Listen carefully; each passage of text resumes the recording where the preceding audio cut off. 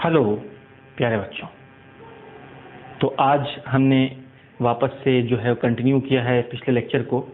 पिछले लेक्चर में हमने पूरा माहौल बनाया, हमने देखा कि किस साइंटिस्ट ने क्या क्या कंट्रीब्यूशन दिया वक्त के साथ, पूरे टाइमलाइन को हमने देखा क्या क्या हुआ। और आज हम सीधा शुरू कर रहे हैं ओएस्टेड एक्सपेरिमेंट। और ओएस्टेड का जो एक्सपेरिमेंट था वो बड़ा ही सिंपल सा एक्सपेरिमेंट था। पहली बार जो है ऐसा पता चला लोगों को कि जो इलेक्ट्रिक करंट है उसके वजह से भी मैग्नेटिक फील्ड प्रोड्यूस हो सकती है, ये पता चला। डियर स्टूडेंट्स, एक्सपेरिमेंट क्या था मैं सिंपली शॉर्ट में समझा देता हूँ कि एक करंट कैरिंग वायर के पास एक मैग्नेटिक कंपस रखा गया। अभी मैग्नेटिक कंपस क्या होता है हमको पता है। मैग्नेटिक कंपस में एक नीडल होता है, इस तरह का एक नीडल होता है डियर स्टूडेंट्स उसमें। और नीडल के दो हिस्से होते हैं, एक जो हिस्सा रहता है वो रेड कलर का होता है, एक हिस्सा जो है रेड कलर का होता है, दूसरा हिस्सा जो है वो किसी भी कलर का हो सकता है, कोई ज़रूरी नहीं है। तो जो रेड कलर का हिस्सा है वो हमेशा नॉर्थ पोल होता है। तो इस बात को हमको ध्यान में रखना है डियर स्टूडेंट्स कि जो रेड कलर का हिस्सा है वो हमेशा नॉर्थ पोल होगा और जो दूसरा कलर है वो हमेशा साउथ पोल होगा। तो इस तरह से ये मैग्नेटिक नीडल होती है। तो देखा गया कि करंट कैरिंग वायर के पास जैसे ही वो नीडल ला के रखा जा रहा है, वो कंपस ला के रखा जा रहा है, जब करंट फ्लो नहीं कर रहा कोई डिफ्लेक्शन नहीं है, लेकिन जैसे ही करंट फ्लो होना शुरू हुआ डिफ्लेक्शन आ गया। तो जब भी करंट फ्लो हो रहा था डिफ्लेक्शन आ रहा था, जब करंट फ्लो होना बंद हो जा रहा था कोई डिफ्लेक्शन नहीं हो रहा था। इसका मतलब ये है कि करंट के वजह से मैग्नेटिक फील्ड आ रही है, करंट चला जा रहा है तो मैग्नेटिक फील्ड भी चली जा रही है। उसके बाद डियर स्टूडेंट्स मैग्नेटिक फील्ड की दिशा का पता लगाया गया और मैग्नेटिक फील्ड का जो डायरेक्शन का पता कैसे लगाया गया है उसके लिए मेथड ये था कि मैग्नेटिक कंपस को मूव कराया गया। तो ये जो वायर है, वायर की चारों तरफ मैग्नेटिक कंपस को ऐसा मूव कराया गया। तो मूव कराने से क्या हुआ कि नीडल जैसे जैसे पॉइंट करती गई उसी दिशा में फील्ड की दिशा को लिया गया। मतलब हमको पता है कि जो मैग्नेटिक नीडल है वो हमेशा एक्सटर्नल मैग्नेटिक फील्ड के डायरेक्शन में ही पॉइंट करती है। कैसे? तो जैसे सपोज ये एक मैग्नेट का नॉर्थ पोल लिया और ये एक मैग्नेट का साउथ पोल लिया, तो यहाँ पर जो फील्ड लाइंस होंगी वो कैसी होंगी? आपको थोड़ा बहुत फील्ड लाइन का बेसिक पता है, बचपन में आपने पढ़ा है। फील्ड लाइंस हमेशा कहाँ से कहाँ होती हैं? नॉर्थ से साउथ होती हैं, ठीक है। तो डियर स्टूडेंट्स ये एक्सटर्नल फील्ड है। अब इस एक्सटर्नल फील्ड में मैंने एक कंपस ला के रख दिया। तो कंपस मैंने मान लो इनिशियली इस तरह से ला के रख दिया, मैंने कंपस को इनिशियली इस तरह से ला के रख दिया। तो कंपस का ये जो हिस्सा था ये एक्चुअली नॉर्थ पोल था और ये था सपोज साउथ पोल। तो क्या होगा इस कंपस की नीडल को? ये डिफ्लेक्ट होगा। और किस तरह से डिफ्लेक्ट होगा? ऐसा डिफ्लेक्ट होगा, क्योंकि ये जो नॉर्थ है वो इस साउथ को अट्रैक्ट करेगा और वो जो साउथ है वो इस नॉर्थ को अट्रैक्ट करेगा। तो अल्टीमेटली ये जो है वो इस तरह से घूमेगा और घूमने के बाद जो है फाइनल ओरिएंटेशन उसकी कुछ ऐसी हो जाएगी। This will be final orientation, इधर नॉर्थ पोल हो जाएगा, इधर साउथ पोल हो जाएगा। तो पता ये चला कि नीडल हमेशा किधर पॉइंट करता है, यानी इसका जो ये रेड वाला हिस्सा है कंपस का, रेड वाला हिस्सा यानी नॉर्थ पोल, कंपस का नॉर्थ पोल उधर ही पॉइंट करता है हमेशा जिधर एक्सटर्नल फील्ड है, ठीक है। तो यहाँ भी कंपस का नीडल उधर पॉइंट कर रहा था, फिर उधर ले गया तो उधर पॉइंट करने लगा, इधर ले गया तो इधर पॉइंट करने लगा, इधर लाया तो इधर पॉइंट करने लगा। मतलब कि फील्ड सर्कुलर है तभी तो वो बार बार उसकी दिशा घूम रही है कंपस की नीडल की। और एक और चीज़ की गई डियर स्टूडेंट्स कि आयरन फाइलिंग्स यानी आयरन का डस्ट होता है वो छिड़क दिया गया था उसके ऊपर, कार्डबोर्ड के ऊपर। ये कार्डबोर्ड था, उसमें होल करके ये वायर को क्रॉस कराया था। तो जब वो आयरन फाइलिंग्स को छिड़का गया तो वो आयरन फाइलिंग्स जो है वो सर्कुलर शेप में जो है वो अरेंज हो गई, ऑटोमेटिक अरेंज हो जाती हैं डियर स्टूडेंट्स। यस, तो इससे भी पता चला कि जो स्ट्रेट करंट कैरिंग वायर है उसकी वजह से जो मैग्नेटिक फील्ड है वो कॉन्सेंट्रिक सर्कल्स के रूप में होती है, ठीक है। तो अब ओएस्टेड के एक्सपेरिमेंट का जो कंक्लूजन था वो कंक्लूजन क्या था कि भाई जब भी करंट को हम बढ़ा रहे थे तो करंट के बढ़ाने से मैग्नेटिक फील्ड की स्ट्रेंथ बढ़ जा रही थी। यानी जब करंट बहुत कम फ्लो हो रहा था तो डिफ्लेक्शन भी बहुत कम था। करंट ज़्यादा फ्लो कराने लगे तो डिफ्लेक्शन बढ़ गया, डिफ्लेक्शन बढ़ गया मतलब मैग्नेटिक फील्ड की स्ट्रेंथ बढ़ गई। तो वही बात है कि करंट के बढ़ने से देखा गया कि मैग्नेटिक फील्ड की स्ट्रेंथ बढ़ जा रही है और दूसरा देखा गया कि दूरी के घटने से मैग्नेटिक फील्ड की स्ट्रेंथ बढ़ जा रही है। यानी हम कंपास को जितना पास ला रहे हैं वायर के पास डिफ्लेक्शन ज़्यादा है और वायर से दूर गए तो डिफ्लेक्शन कम हो जा रहा है। यानी जितना पास आओगे फील्ड उतनी स्ट्रांग होगी और जितना दूर जाओगे फील्ड उतनी वीक हो जाएगी। तो ये भी देखा गया कि दूरी कम तो फील्ड ज़्यादा और करंट ज़्यादा तो फील्ड ज़्यादा, ये देखा गया। तो दूसरी चीज़ ये देखी गई कि करंट की डायरेक्शन चेंज होने से मैग्नेटिक फील्ड की डायरेक्शन भी चेंज हो जा रही है। यानी पहले करंट जब नीचे से ऊपर भेज रहे थे तो डिफ्लेक्शन उधर था, यानी इस तरह से, और जब करंट की डायरेक्शन रिवर्स की गई तो कंपास का नीडल भी उल्टी दिशा में डिफ्लेक्ट हो गया, यानी जिस दिशा में था उसके ऑपोजिट दिशा में पॉइंट करने लगा। यानी कि करंट के चेंज होने से मैग्नेटिक फील्ड की डायरेक्शन भी चेंज हो जा रही है। तो ये कुछ ऑब्जर्वेशंस थे ओयरस्टेड के एक्सपेरिमेंट के, ठीक है। तो उम्मीद है डियर स्टूडेंट्स आपको यहाँ तक बात समझ में आई होगी। तो ये बहुत ही क्रिटिकल बात है, इसके आगे हम कुछ और भी बेसिक बातें पढ़ेंगे। डियर स्टूडेंट्स याद रखो कि बहुत ज़माने से ये सोच विचार चल रहा था कि आखिर जो मैग्नेटिक प्रॉपर्टीज़ हैं, जो ये मैग्नेटिक पावर है, ये कहाँ से आ रहा है मैग्नेट के अंदर या ये करंट कैरिंग वायर के अंदर। देखो हमको पता है कि जो इलेक्ट्रिक फील्ड होती है वो किसके वजह से होती है, चार्ज्ड पार्टिकल की वजह से होती है ना। कोई भी चार्ज्ड बॉडी हो, यानी हमको पता है कि जो एलिमेंट्री पार्टिकल्स हैं हमारे इलेक्ट्रॉन प्रोटॉन, इनकी इंट्रिंसिक प्रॉपर्टी होती है, मतलब चार्ज जो है वो इनकी इंट्रिंसिक प्रॉपर्टी है, इलेक्ट्रॉन और प्रोटॉन इनकी इंट्रिंसिक प्रॉपर्टी है चार्ज। तो इलेक्ट्रिक फील्ड की उत्पत्ति चार्ज से होती है। तो मैग्नेटिक फील्ड की उत्पत्ति कहाँ से होती है, यानी what is the origin of magnetic field. तो डियर स्टूडेंट्स बहुत रिसर्च हुआ इसके ऊपर, बहुत सारी थियरीज दी गई, लेकिन अल्टीमेटली ये पता चला कि वो चार्ज्ड पार्टिकल्स जिनकी हम बात कर रहे थे वो ना सिर्फ इलेक्ट्रिक फील्ड बल्कि मैग्नेटिक फील्ड के लिए भी वही चार्ज्ड पार्टिकल्स रिस्पॉन्सिबल हैं। यानी डियर स्टूडेंट्स हमें इस बात को ध्यान में रखना है कि जो हमारे चार्ज्ड पार्टिकल्स हैं वो चार्ज पार्टिकल्स से इलेक्ट्रिक फील्ड तो हमको मिलती ही है, उन्हीं चार्ज पार्टिकल्स से हमको मैग्नेटिक फील्ड भी मिलती है। तो चार्ज पार्टिकल से हमको इलेक्ट्रिक फील्ड के साथ साथ मैग्नेटिक फील्ड भी मिलती है। अब वो कैसे, वो देखो साबित हो रहा है। यहाँ कैसे साबित हो रहा है कि देखो जब जब करंट फ्लो हो रहा मैग्नेटिक फील्ड आ रही है, महसूस हो रहा, लेकिन जहाँ करंट गायब कर दे रहे तो डिफ्लेक्शन भी बंद हो जा रहा, मैग्नेटिक फील्ड गायब हो जा रही है। करंट क्या होता है, इलेक्ट्रिक करंट के अंदर क्या होता है डियर स्टूडेंट्स, हमको पता है it is nothing but the flow of electrons, यानी movement of charged particles move कर रहे हैं। चार्ज पार्टिकल्स मतलब करंट ऊपर जा रहा है, मतलब कि इलेक्ट्रॉन्स नीचे जा रहे होंगे, तो चार्ज पार्टिकल्स यानी इलेक्ट्रॉन्स मूव कर रहे हैं। तो अल्टीमेटली चार्ज पार्टिकल्स के मूव होने की वजह से कौन क्रिएट हो जा रहा है, मैग्नेटिक फील्ड क्रिएट हो जा रही है। तो इसमें एक बेसिक बात हमको ध्यान में रखनी है डियर स्टूडेंट्स, और वो बेसिक बात यह है कि जब भी चार्ज्ड पार्टिकल रेस्ट पे होता है, जब भी चार्ज्ड पार्टिकल रेस्ट पे होता है, तो अगर हम चार्ज्ड पार्टिकल की बात करें तो जब चार्ज्ड पार्टिकल रेस्ट पे होता है तो वो प्रोड्यूस करता है सिर्फ और सिर्फ इलेक्ट्रिक फील्ड। जब चार्ज्ड पार्टिकल रेस्ट पे होता है तो सिर्फ और सिर्फ क्या प्रोड्यूस करता है, वो इलेक्ट्रिक फील्ड। जब चार्ज्ड पार्टिकल मोशन में आ जाता है, जब चार्ज पार्टिकल मोशन में आ जाता है तब वो चार्ज पार्टिकल ना सिर्फ इलेक्ट्रिक फील्ड बल्कि साथ ही साथ मैग्नेटिक फील्ड भी प्रोड्यूस करता है, और इलेक्ट्रिक फील्ड के साथ ही साथ वो मैग्नेटिक फील्ड भी प्रोड्यूस करता है। और जब चार्ज्ड पार्टिकल को हम एक्सेलरेट करवाते हैं, एक्सेलरेट मतलब या तो तुम उसको गोल घुमाओ या उसको एसएचएम परफॉर्म करवाओ, ऑसिलेट करवाओ। एक्सेलरेट जब करवाते हैं हम उसको, तो इसमें एक्सेलरेट में क्या क्या आ जाता है?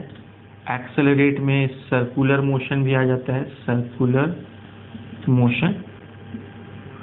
डियर स्टूडेंट्स, हमें पता है कि हर सर्कुलर मोशन में, चाहे वो यूनिफॉर्म सर्कुलर मोशन हो चाहे वो नॉन यूनिफॉर्म सर्कुलर मोशन हो, वहाँ पे एक सेंट्रीपिटल एक्सेलरेशन तो होता ही होता है, बिना उसके सर्कुलर मोशन हो ही नहीं सकता है। यानी every circular motion is an example of N accelerated motion. तो अगर कोई पार्टिकल, चार्ज पार्टिकल जो है वो सर्कुलर मोशन परफॉर्म कर रहा है, या अगर वो चार्ज पार्टिकल ऑसिलेट हो रहा है, तो इन दोनों केसेस में वो चार्ज पार्टिकल क्या क्या एमिट करेगा? वो इलेक्ट्रिक फील्ड बनाएगा, मैग्नेटिक फील्ड भी बनाएगा, और साथ ही साथ वो इलेक्ट्रोमैग्नेटिक वेव भी एमिट करेगा। क्या एमिट करेगा? वो इलेक्ट्रोमैग्नेटिक वेव। जब charge particle circular motion perform करे या ऑसिलेशन परफॉर्म करे, इन दोनों केस में वो क्या एमिट करेगा? वो एमिट करेगा इलेक्ट्रोमैग्नेटिक वेव। डियर स्टूडेंट्स, यही है हमारे मैक्सवेल की electromagnetic theory of electromagnetic radiation. और वो थियरी यही कहती है कि जब भी किसी चार्ज पार्टिकल को हम एक्सेलरेट करते हैं तो वो रेडिएशन यानी एनर्जी एमिट करता है in the form of electromagnetic wave. तो वही बात हो रही है यहाँ पे। तो इस बात को हमको ध्यान में रखना बहुत ज़रूरी है कि चार्ज्ड पार्टिकल, यानी अल्टीमेटली हमको पता ये चला कि वो चार्ज्ड पार्टिकल ही है जो इलेक्ट्रिक फील्ड के लिए भी रिस्पॉन्सिबल है, और वो चार्ज पार्टिकल ही है जो मैग्नेटिक फील्ड के लिए भी रिस्पॉन्सिबल है। अब यहाँ तो हमें समझ आ रहा है कि ये जो करंट कैरिंग वायर है, यहाँ चार्ज्ड पार्टिकल्स मूव हो रहे, यहाँ पे चार्ज पार्टिकल्स मूव हो रहे, तो वहाँ पे क्या क्रिएट हो जा रही है? मैग्नेटिक फील्ड क्रिएट हो जा रही है। तो फिर बार मैग्नेट जब हम लेते हैं, जब बार मैग्नेट लेते हैं तो बार मैग्नेट में मैग्नेटिक फील्ड कहाँ से आ जाती है? ये जो हमको पता है बार मैग्नेट की मैग्नेटिक फील्ड लाइंस कुछ इस तरह से होती हैं, तो बार मैग्नेट में ये मैग्नेटिक फील्ड लाइंस कैसे आ जाती हैं? यहाँ तो हमें समझ में आ रहा है कि भाई चार्ज पार्टिकल मोशन में आया तो उसने मैग्नेटिक फील्ड क्रिएट कर दिया, लेकिन बार मैग्नेट में मैग्नेटिक प्रॉपर्टीज कहाँ से आती हैं? तो डियर स्टूडेंट्स, इस बात को हमको ध्यान में रखना है कि बार मैग्नेट एक खास मटीरियल है, ठीक है, एक फेरोमैग्नेटिक मटीरियल है। जैसे हमने पढ़ा कि मैग्नेटाइट, एक और है ना लोडस्टोन Fe3O4, तो आयरन का ही वो एक समझो कि कंपाउंड है।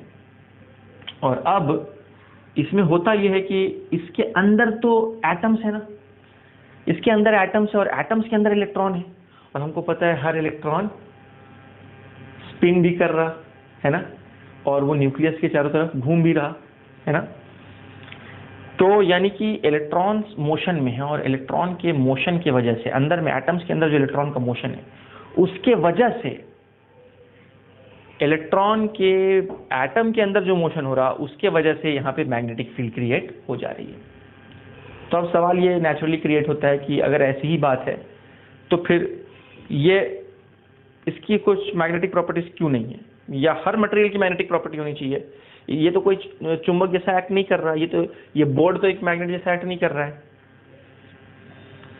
तो हर मटेरियल मैग्नेट बन जाना चाहिए था, पर हर मटेरियल मैग्नेट नहीं होता। हमको पता है वो खास मटेरियल्स ही होते हैं जो मैग्नेट जैसा बिहेव करते हैं। अब ऐसा क्यों है, तो इसके बारे में आगे चल के हम पढ़ेंगे कि डिपेंड करता है कि जो है इलेक्ट्रॉन्स, वो जो वैलेंस शेल इलेक्ट्रॉन्स हैं वो पेयर्ड हैं या अनपेयर्ड हैं, है ना। अगर अनपेयर्ड हैं तो कितने अनपेयर्ड इलेक्ट्रॉन्स हैं, कितने पेयर्ड हैं, फुल्ली फिल्ड है, हाफ फिल्ड है, किस तरह से उनका डिस्ट्रीब्यूशन है, ये बहुत सारे फैक्टर्स हैं जो डिसाइड करते हैं अल्टीमेटली।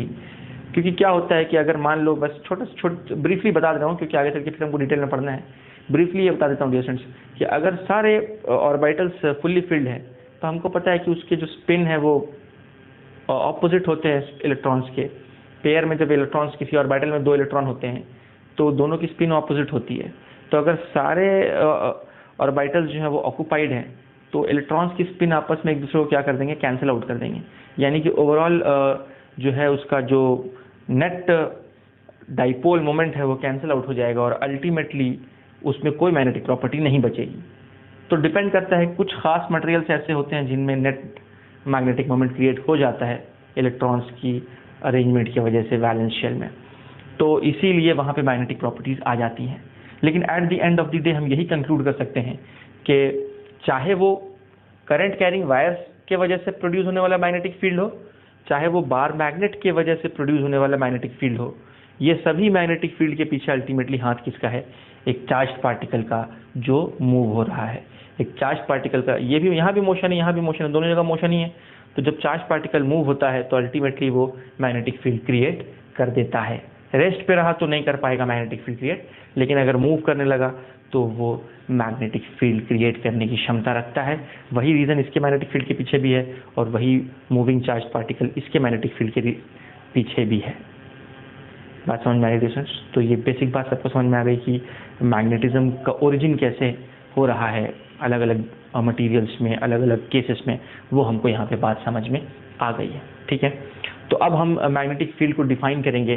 तो let's see how can we define magnetic field. पहले यहाँ तक अगर कुछ कॉपी करना है तो कॉपी कर सकते हैं स्टूडेंट्स। मैग्नेटिक फील्ड को हम कैसे डिफाइन कर सकते हैं, इसको थोड़ा इलेक्ट्रिक फील्ड के पर्सपेक्टिव में हम समझने की कोशिश करते हैं। देखो, जब हमने इलेक्ट्रिक फील्ड के बारे में पढ़ा था तो हमने वहाँ पे ये पढ़ा था कि अगर मान लो कहीं पर कोई एक रीजन है जहाँ पे कुछ इलेक्ट्रिक फील्ड एग्जिस्ट कर रही है, मान लो ये एक इलाका है जहाँ पे इलेक्ट्रिक फील्ड मौजूद है। अब इस इलेक्ट्रिक फील्ड के अंदर अगर हम किसी चार्ज पार्टिकल को रख दें, तो सपोज ये कोई चार्ज पार्टिकल है। अच्छा, इलेक्ट्रिक फील्ड इस दिशा में, मतलब यहाँ पे कौन से चार्जेस होंगे? यहाँ पे पॉजिटिव चार्जेस होंगे, यहाँ पे नेगेटिव चार्जेस होंगे, तभी तो इलेक्ट्रिक फील्ड की दिशा ऐसी है ना, क्योंकि इलेक्ट्रिक फील्ड हमेशा कहाँ से कहाँ होती है? पॉजिटिव से नेगेटिव की ओर, यानी हायर पोटेंशियल से लोअर पोटेंशियल की ओर इलेक्ट्रिक फील्ड होती है। तो यहाँ पे इलेक्ट्रिक फील्ड इस तरह से है और यहाँ पे हमने पॉजिटिव चार्ज पार्टिकल ला के रख दिया जिसका चार्ज है सपोज +Q। ठीक है, तो ऐसा देखा गया कि जब भी किसी इलेक्ट्रिक फील्ड के अंदर किसी चार्ज पार्टिकल को ला के रखा जाता है तो उस चार्ज पार्टिकल के ऊपर एक फोर्स लगता है, और अगर वो पॉजिटिवली चार्ज पार्टिकल है तो उसके ऊपर लगने वाला फोर्स क्या है? Q × E। ठीक है, तो यहाँ पे जो चार्ज है इसको साइन के साथ पुटअप करना है। तो अगर वो नेगेटिव चार्ज है तो यहाँ माइनस साइन आ जाएगा, अगर वो पॉजिटिव चार्ज है तो यहाँ पे प्लस साइन आ जाएगा, और इसको वेक्टर फॉर्म में हम इस तरह से लिख देंगे। तो अगर यहाँ प्लस साइन आ गया तो मतलब जिधर इलेक्ट्रिक फील्ड उधर ही फोर्स, और अगर वो नेगेटिव चार्ज होता तो फिर माइनस साइन आ जाता है। इसका मतलब होता कि जो फोर्स है वो इलेक्ट्रिक फील्ड के ऑपोजिट दिशा में लगेगा, मतलब उधर। लेकिन ये तो पॉजिटिव चार्ज है तो इस पर फोर्स किधर लगेगा? इधर लगेगा, और इसी फोर्स को हम बोलते हैं एफ ई यानी इलेक्ट्रोस्टैटिक फोर्स। देखो, तुमने इसी बेसिस पे इलेक्ट्रिक फील्ड डिफाइन किया है। कैसे? कि भाई तुमने लिखा था कि electric field is nothing but the electrostatic force acting per unit charge. इस तरह से डिफाइन किया था इलेक्ट्रिक फील्ड को, याद करो। इसी को हमने बोला था न्यूटन पर कूलम। इलेक्ट्रिक फील्ड की एक यूनिट थी न्यूटन पर कूलम। तो dear students, electric field is nothing but electrostatic force acting per unit charge. तो ये तुमने डिफाइन किया था इलेक्ट्रिक फील्ड को इस तरह से। अब जाहिर सी बात है, जितना ज़्यादा फोर्स लगेगा चार्ज पार्टिकल के ऊपर, यानी इस चार्ज पार्टिकल के ऊपर फोर्स जितना ज़्यादा लगेगा, समझो वहाँ पे इलेक्ट्रिक फील्ड उतनी ज़्यादा स्ट्रॉन्ग है। और अगर फोर्स इस चार्ज पार्टिकल के ऊपर कम लग रहा है तो इसका मतलब समझो वहाँ पर जो इलेक्ट्रिक फील्ड है वो थोड़ा वीक है ना। यानी किसी चार्ज पार्टिकल के ऊपर कितना फोर्स लग रहा है, कितना इलेक्ट्रोस्टैटिक फोर्स लग रहा है, उसी आधार पे इलेक्ट्रिक फील्ड को डिफाइन किया गया था। ठीक है, more the force more is the electric field, less the force less is the electric field, और उस तरह से उसको डिफाइन किया गया था। तो जैसा कि इलेक्ट्रोस्टैटिक फोर्स के बेसिस पे इलेक्ट्रिक फील्ड को डिफाइन किया गया, वैसे ही हम देखेंगे कि मैग्नेटिक फोर्स के आधार पे मैग्नेटिक फील्ड को डिफाइन किया गया है। तो लेट्स सी उसको कैसे डिफाइन किया गया है। तो डियर स्टूडेंट्स, उसके लिए साइंटिस्ट ने ये देखा कि इसके लिए एक फॉर्मूला पहले बता देता हूँ मैं। फॉर्मूला ये है Fm = Q × V × B। ये फॉर्मूला है डियर स्टूडेंट्स। मतलब अगर मान लो कोई रीजन है जहाँ पे एक मैग्नेटिक फील्ड एग्जिस्ट कर रहा है, ठीक है, तो सपोज एक रीजन है यहाँ पे एक मैग्नेटिक फील्ड एग्जिस्ट कर रहा है, तो इस तरह से मैग्नेटिक फील्ड है, ठीक है। और उस मैग्नेटिक फील्ड के अंदर मान लो एक चार्ज पार्टिकल हमने लिया जिसके पास चार्ज +Q था, और इसको हमने v वेलोसिटी से इस मैग्नेटिक फील्ड के अंदर भेज दिया, ठीक है। तो यहाँ तीन चीज़ें आ गई, यहाँ पे एक तो चार्ज आ गया q, दूसरा उस चार्ज की वेलोसिटी आ गई v। v क्या है? v उसकी इंस्टेंटेनियस वेलोसिटी है, यानी at a given instant of time उस चार्ज की वेलोसिटी क्या है, वो v रिप्रेजेंट कर रहा है। तो उसका चार्ज q है, उसकी वेलोसिटी v है, और जो एक्सटर्नल मैग्नेटिक फील्ड है उसी को हमने क्या रिप्रेजेंट किया है? b से रिप्रेजेंट किया है। अब तो यहाँ पे टर्म्स देख लेते हैं। यहाँ पे Fm जो है, Fm is nothing but it is called as the magnetic force. So Fm is called as the magnetic force, ठीक है।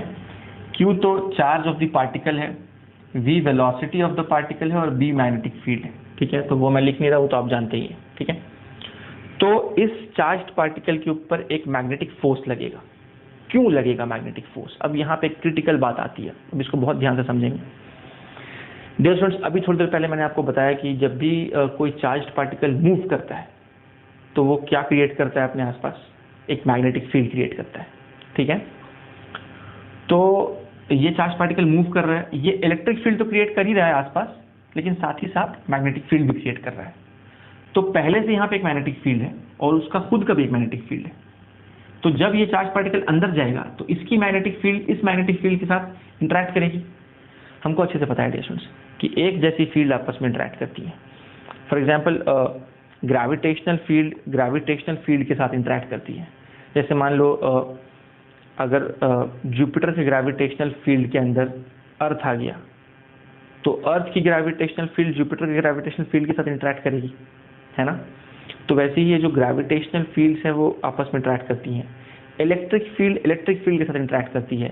जैसे एक पॉजिटिव चार्ज है और एक दूसरा पॉजिटिव चार्ज है, तो इन दोनों को हम पास लाएंगे तो क्या होगा? रिपल्शन होगा, क्योंकि एक की इलेक्ट्रिक फील्ड दूसरे के इलेक्ट्रिक फील्ड के साथ इंटरेक्ट कर रही है। सिमिलरली अगर एक बार मैग्नेट लेते हैं, दूसरा बार मैग्नेट लेते हैं और दोनों के नॉर्थ पोल को हम पास लाते हैं तो फिर से रिपल्शन होगा, क्योंकि एक की मैग्नेटिक फील्ड दूसरे के मैग्नेटिक फील्ड के साथ इंटरेक्ट कर रही है। लेकिन अगर मान लो मैंने कुछ ऐसा किया, मैंने एक बार मैग्नेट लिया और यहाँ पर एक चार्ज पार्टिकल है, ठीक है। अब मैं क्या कर रहा हूँ, ये बार मैग्नेट ना ऐसा उस चार्ज पार्टिकल के पास लेके जा रहा हूँ। क्या ये बार मैग्नेट उस चार्ज पार्टिकल के ऊपर कोई फोर्स लगा पाएगा? चाहे रिपल्सिव चाहे अट्रैक्टिव, कैसा भी, बस मुझे एक फोर्स चाहिए उसके ऊपर। ऐसा टच करके नहीं, दूर से चाहिए बाबा। तो क्या दूर से ही ये मैग्नेट इसको कुछ इन्फ्लुएंस कर पाएगा? बिल्कुल नहीं कर पाएगा, बिल्कुल भी नहीं। क्यों नहीं? क्योंकि डियर स्टूडेंट्स ये मैग्नेट जो है वो क्रिएट कर रहा है मैग्नेटिक फील्ड, और ये जो चार्ज है ये क्रिएट कर रहा है इलेक्ट्रिक फील्ड। ये चार्ज अभी हमने बोला हुआ है कि ये चार्ज किस पे है? रेस्ट पे है। तो अगर ये चार्ज रेस्ट पे है तो ये चार्ज क्रिएट कर रहा है इलेक्ट्रिक फील्ड, और ये मैग्नेट क्रिएट कर रहा है मैग्नेटिक फील्ड। अब ये एक अलग टाइप की फील्ड है, वो एक अलग टाइप की फील्ड है। दोनों फील्ड आपस में इंटरैक्ट नहीं कर सकती हैं। लेकिन अगर ये चार्ज पार्टिकल को मैंने कुछ तो भी वेलोसिटी दे दी कुछ तो भी, और वो मूव करने लग गया, तब फिर उसके पास एक मैग्नेटिक फील्ड आ जाएगी, और फिर इसकी मैग्नेटिक फील्ड उसके मैग्नेटिक फील्ड के साथ इंटरैक्ट करके उसके ऊपर वो फोर्स लगा सकता है। लेकिन जब तक वो चार्ज पार्टिकल रेस्ट पे है तो उसके पास एक अलग टाइप की फील्ड है, मैग्नेट के पास एक अलग टाइप की फील्ड है, और ये दोनों फील्ड आपस में इंटरैक्ट नहीं कर सकती, ठीक है। तो इस बात को हमको ध्यान में रखना है। तो अब क्या हुआ डियर स्टूडेंट्स कि यहाँ पे हम देख रहे हैं कि इस चार्ज पार्टिकल को हमने अंदर भेज दिया विथ सम वेलोसिटी। तो क्योंकि वो चार्ज पार्टिकल मूव होना शुरू हो गया तो उसने अपने आसपास एक मैग्नेटिक फील्ड क्रिएट किया, और उसका मैग्नेटिक फील्ड इस मैग्नेटिक फील्ड के साथ इंटरैक्ट हुआ, और फिर इस मैग्नेटिक फील्ड की वजह से उसके ऊपर एक फोर्स लगा, और उसी फोर्स को हम बोलते हैं मैग्नेटिक फोर्स। कि एक्सटर्नल फील्ड की वजह से किसी मूविंग चार्ज पार्टिकल के ऊपर लगने वाला जो फोर्स है उसी को हम बोलते हैं मैग्नेटिक फोर्स। तो अब डियर फ्रेंड्स जो मैग्नेटिक फोर्स है उसका फॉर्मूला दिया गया Q × V × B। ये फॉर्मूला कहाँ से आया? एक्सपेरिमेंट्स के थ्रू आया है। एक्सपेरिमेंट किया गया, अलग अलग डायरेक्शन में चार्ज पार्टिकल को भेजा गया, कभी ऐसा भेजा गया, कभी वैसा भेजा गया, कभी ऐसा भेजा गया, कभी ऐसा भेजा गया, कभी वैसा भेजा गया, और अलग अलग डायरेक्शन में चार्ज पार्टिकल को भेज के एनालाइज किया गया कि क्या हो रहा है, फोर्स कितना लग रहा, किधर लग रहा, एंड सो ऑन, ठीक है। लैब में ये एक्सपेरिमेंट्स किए गए और उसी के बेसिस पे ये फॉर्मूला डिराइव किया गया। तो ये तो फॉर्मूला वेक्टर फॉर्म में लिखा है मैंने, और यहाँ पर एक ध्यान देने वाली बात, ये नोट मैं बता देता हूँ आपको।